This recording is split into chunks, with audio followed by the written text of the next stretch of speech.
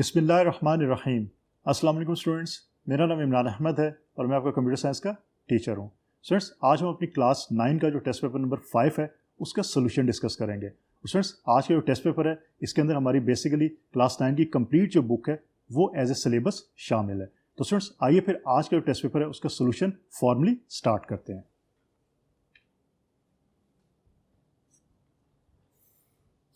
तो स्टूडेंट्स, ये हमारा क्लास 9 का टेस्ट पेपर है, इसके अंदर पूरी बुक आपकी इंक्लूडेड है। और स्टूडेंट्स, आप एग्जाम पेपर्स ऑलरेडी दे चुके हैं, आपको आइडिया है कि आपका जो एग्जाम पेपर होता है वो ऑब्जेक्टिव और सब्जेक्टिव के अंदर डिवाइड होता है। मेन ऑब्जेक्टिव पार्ट आपका 10 मार्क्स का होता है और सब्जेक्टिव पार्ट आपका 40 मार्क्स का होता है, और आपने दोनों पार्ट्स के अंदर अच्छे नंबर्स लेने होते हैं। और स्टूडेंट्स, हम पहले बात करेंगे ऑब्जेक्टिव की। ऑब्जेक्टिव आपका 10 मार्क्स का है, तो क्वेश्चन नंबर 1 है चूज द करेक्ट आंसर। इसका मतलब है एमसीक्यूज, हम इसको भी कहते हैं, मीन मल्टीपल चॉइस क्वेश्चंस। इसके अंदर स्टूडेंट्स आपके पास एक स्टेटमेंट अवेलेबल होती है और आपने उस स्टेटमेंट के अगेंस्ट जो आपके पास ऑप्शंस अवेलेबल हैं आपने बेस्ट ऑप्शन सिलेक्ट करनी होती है। इसमें कुछ टिप्स हैं वो आपने हमेशा याद रखनी है। पहली टिप है, आपने स्टेटमेंट को अच्छी तरह रीड आउट करना है। अच्छी तरह रीड आउट करने का मतलब ये कि आपने स्टेटमेंट को समझना है कि स्टेटमेंट में पूछा क्या गया है। उसके बाद ये अंदाजा करें कि ये स्टेटमेंट आपकी बुक के अंदर किस चैप्टर से ली गई है और उस चैप्टर के अंदर कौन सा स्पेसिफिक टॉपिक है जहां से ये स्टेटमेंट आपको दी गई है। फिर उस टॉपिक के कॉन्सेप्ट्स को माइंड में लेके आएं और फिर उन कॉन्सेप्ट्स की बेस के ऊपर आप आइडेंटिफाई करें कि बेस्ट जो आपकी चॉइस है वो कौन सी हो सकती है। फ्रेंड्स, उसके बाद आपने 4 की 4 जो चॉइसेस हैं उनको रीड आउट जरूर करना है। ऐसा नहीं कि आपने सिर्फ चॉइस नंबर ए है उसको रीड कर लिया या सिर्फ बी को रीड किया और सिर्फ सी को रीड किया, आपने डी को रीड नहीं किया। आपने चारों चॉइसेस जो उनको रीड आउट जरूर करना है, क्योंकि कुछ क्वेश्चंस के अंदर ऐसा भी होता है कि आपकी जो ऑप्शन ए है वो भी सही है, ऑप्शन बी भी सही है, ऑप्शन सी भी सही है, ऑप्शन डी के अंदर लिखा होता है ऑल ऑफ दीज, तो उस केस में आपके ऑप्शन डी जो है वो आंसर होता है। तो ये चीज़ आपने याद रखनी है कि चारों ऑप्शंस को आपने अच्छी तरह रीड आउट जरूर करना है। और फ्रेंड्स, कई दफ़ा ऐसा भी होता है कि आपकी स्टेटमेंट है उसके अंदर आंसर या आंसर का हिंट जरूर अवेलेबल होता है। उस हिंट को भी आइडेंटिफाई करने की कोशिश करें ताकि आप एग्जैक्ट जो है आइडेंटिफाई कर सकें कि आंसर क्या होगा। सो क्वेश्चन नंबर 1 की बात करते हैं। Only authorised person access the data in A is simple encryption, B passwords, C keys, D none of these. तो स्टूडेंट्स, इसके अंदर आपका जो आंसर है, एग्जैक्ट आंसर, सबसे जो बेहतर आंसर है वो है ऑप्शन ए, सिंपल इंक्रिप्शन के अंदर। क्योंकि सिंपल इंक्रिप्शन अगर आप अपने डाटा की करते हो तो सिर्फ ऑथराइज पर्सन जो है उसको एक्सेस कर सकते हैं या उसको रीड कर सकते हैं और कोई उसको रीड नहीं कर सकता। नंबर 2 की बात करते हैं।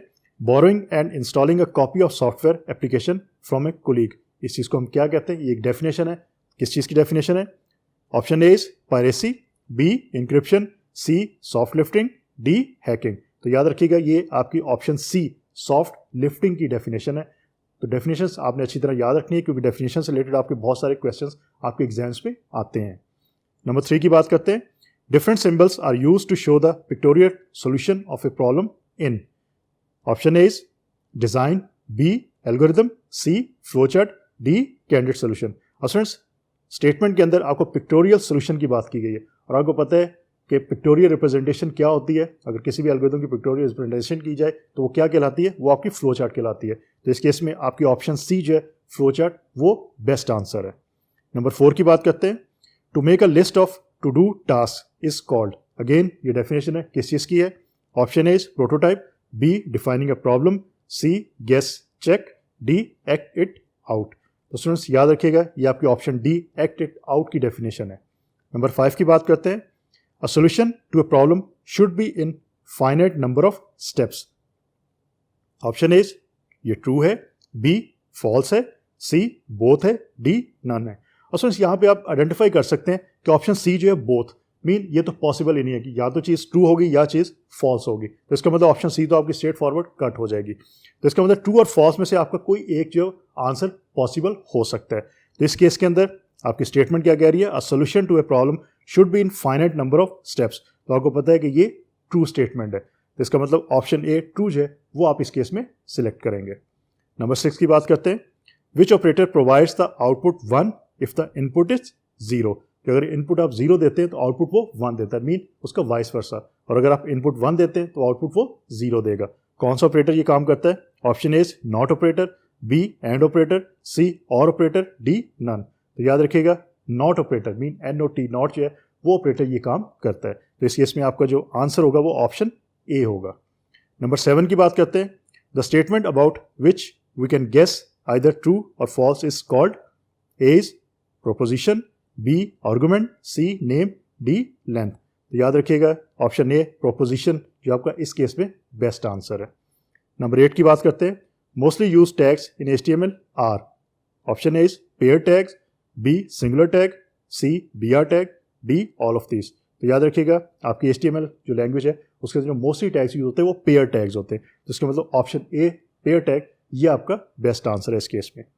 नंबर 9 की बात करते हैं। Which facility of the network helps to save the time during installation? A is hardware sharing, B file sharing, C application sharing, D none.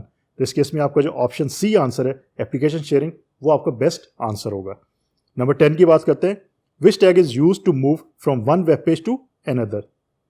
Option A is font tag, B image tag, C style tag, D anchor tag.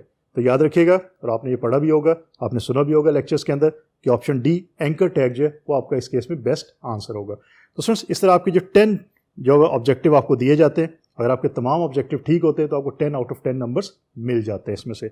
अब हम बात करते हैं subjective part की जो आपका 40 marks का होता है। उसमें क्वेश्चन नंबर 2 की सबसे पहले बात करेंगे। Right short answers of any 4 from the following.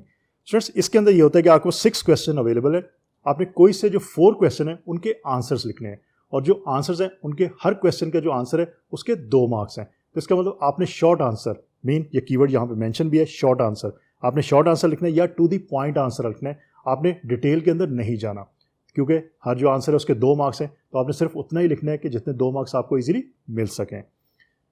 So number 1 is what is an understanding of a problem? A clear understanding of a problem makes it easier to solve and helps to save money, time and resources.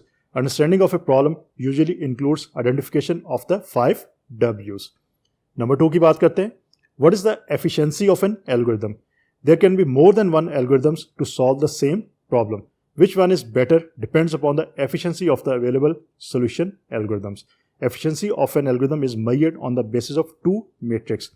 अब वो metrics कौन से हैं? Number 1 is number of steps. Number 2 is space used in computer memory. तो friends इस तरह to the point answer लिखेंगे तो आपको पूरे 2 नंबर इसमें से मिल जाएंगे। नंबर 3 की बात करते हैं। Write the advantages of flow chart. अब कौन से एडवांटेज हैं?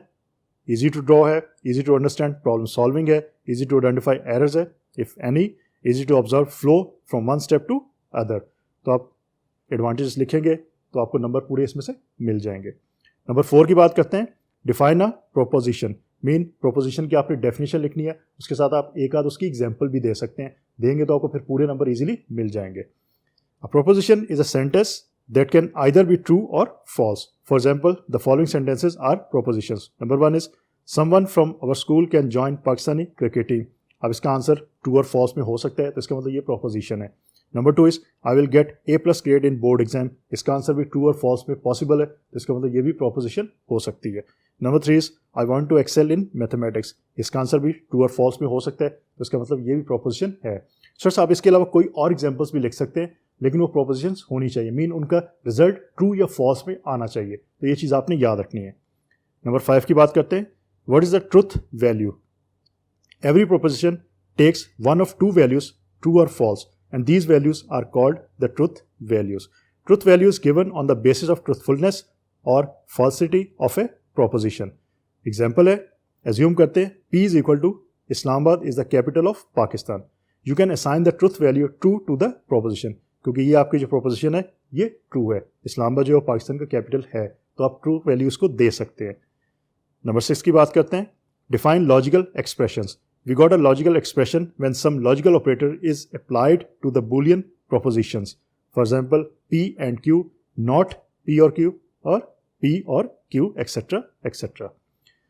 Question number 3 की बात करते हैं। Write short answers of any 4 from the following. Students, again इसके अंदर भी आपके 6 questions available होते हैं। आपने कोई से जो 4 questions हैं उनके आंसर लिखने हैं, और जो 4 आंसर्स हैं उनके हर आंसर के 2 मार्क्स होते हैं। इसमें भी आपने शॉर्ट आंसर लिखना है और टू दी पॉइंट आपने आंसर लिखना है, आपने डिटेल के अंदर नहीं जाना। तो नंबर 1 की बात करते हैं। What is a communication system? इसमें कम्युनिकेशन सिस्टम की आप डेफिनेशन मेंशन कर देंगे और उसके कंपोनेंट्स के सिर्फ नाम आप दे देंगे, तो आपका पूरे 2 नंबर इसमें से मिल जाएंगे। तो देखते हैं आंसर क्या है। A communication system is used to transfer data from one point to other. For example, if you want to send your picture from your computer or cell phone to someone else, you need a communication system. The main components of communication system are mentioned below. Sender, receiver, message, protocol, transmission, medium. और यहाँ पे आपने सिर्फ components के नाम लिखने, उसकी detail आपने नहीं लिखनी, क्योंकि सिर्फ और सिर्फ ये आपका आंसर 2 नंबर का है और आपने इसमें शॉर्ट आंसर जो है मेंशन करने हैं। नंबर 2 की बात करते हैं। What is application layer? While chatting, you are concerned only about the messages without bothering about the kind of network. ये भी वायरलेस और वाइड हो सकता है नेटवर्क आपका। This is called application layer, where you type a message and send on the network. यहाँ भी आपने सिर्फ एप्लीकेशन लेयर की डेफिनेशन मेंशन करनी और डिटेल में नहीं जाना। What is copyright law? Copyright law says that some idea or product cannot be copied. Software products are mostly copyright protected. It means that we cannot copy them like Microsoft Windows, Microsoft Office, etc. etc. Number 4 की बात करते हैं। Define client server overuse and hard disk loading. Answer में पहले हम बात करते हैं client server overuse की। Installing more copies of the software than you have licenses for. अब बात करते हैं hard disk loading की। Installing and selling an unauthorized copy of software for refurbished or new computers. Number 5 की बात करते हैं। What is trade secret? कि ट्रेड सीक्रेट क्या चीज़ है, उसकी आपने यहाँ पे डेफिनेशन मेंशन करनी है। Trade secrets are usually the secrets that are playing an important role for the success of a company. They have a lot of value and usefulness for the company. Keeping trade secrets in the computer science field is very important when more than one software companies develop the same product but one of them takes lead. Number 6 की बात करते हैं। What is sabotage? Sabotage is a serious attack on a computer system. Some malicious user can attack the system while sitting remotely. One can send virus with some free software. A virus is a computer program written with negative intentions. It can change or destroy an information, sabotage a precious data. तो students इस तरह आप इसकी definition लिखेंगे तो आपको इसमें से पूरे नंबर फिर मिल जाएंगे। क्वेश्चन नंबर 4 की बात करते हैं। Right short answers of any 4 from the following. Students इसके अंदर अगेन आपके पास 6 क्वेश्चन अवेलेबल हैं। आपने कोई से जो 4 क्वेश्चन हैं उनके आंसर्स मेंशन करने हैं और शॉर्ट आंसर लिखे हैं, तो इसका मतलब आपने शॉर्ट आंसर लिखने हैं और हर जो आंसर है उसके 2 मार्क्स हैं। तो आपने टू द पॉइंट आंसर लिखना है, आपने डिटेल में आंसर नहीं लिखना। तो नंबर 1 की बात करते हैं। What is simple encryption? Encryption is the process of encoding data in such a way that only authorized person can read it. Encoding means conversion of the data to an unreadable format which is called ciphertext. A secret code called key is required to read the data. तो आप इस तरह 2 से 3 लाइनों का answer लिखेंगे तो आपको इजीली इसमें से 2 नंबर पूरे मिल जाएंगे। नंबर 2 की बात करते हैं। Define Vigenère cipher method. कि Vigenère cipher method क्या चीज़ है? In this method we have a substitution key that is combined with the plain text to generate the ciphertext. We encrypt each letter of the plaintext by finding the letter in column labels of the Vigenère table, and in that column we find a letter that is in front of the row label for the respective letter of the key. We continue this process until all the text is finished. तो students इस तरह आप to the point answer इसमें लिखेंगे तो आपको again इसमें 2 number पूरे मिल जाएंगे। Number 3 is what is identity theft? One common form of cyber crime is identity theft. Hackers may use fake emails to trap someone to give passwords and account information. तो उसको हम identity theft के नाम से पुकारते हैं। Number 4 की बात करते हैं। What is an anchor? Anchor links allow you to go from one part of the same page to another part. Both hyperlinks and anchors are defined by the HTML anchor element A. तो students इस तरह आप to the point answer लिखेंगे तो again आपको इसमें से पूरे 2 नंबर मिल जाएंगे। नंबर 5 की बात करते हैं। Define a hyperlink.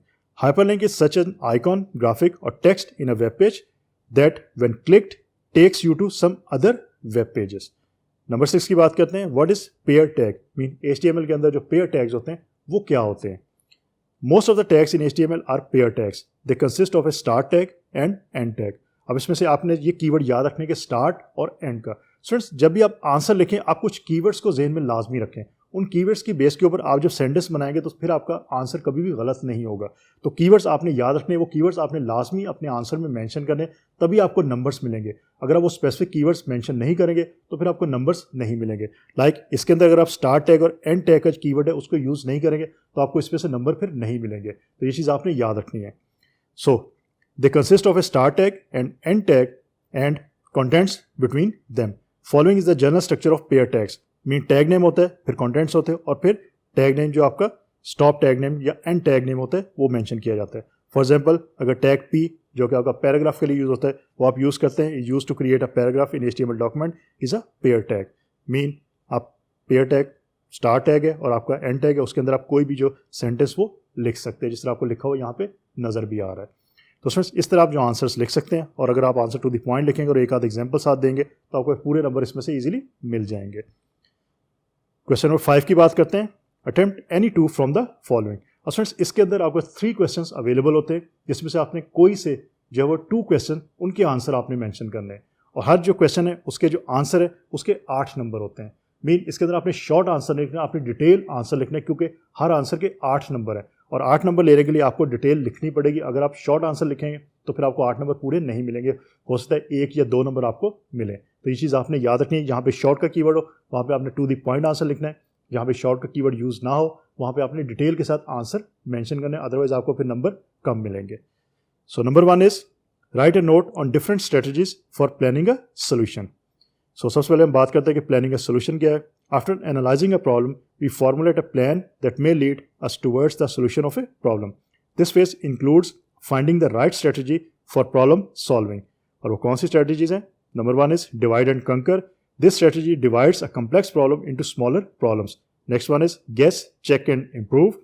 The designer guesses a solution to a problem and then checks the correctness of the solution. If the solution is not according to the expectations, then he or she refines the solution. The refinement is an iterative process. Next one is act it out. In this strategy, the designer defines the list of to-do tasks. Afterwards, he or she performs the task. Next one is prototype, जिसको हम draw भी कहते हैं. This scheme draws a pictorial representation of the solution. It is not the final solution. However, it may help a designer to understand the important components of the solution. The selection of a strategy depends upon the problem. It is quite important that one strategy may be more suitable to implement a solution than the other one.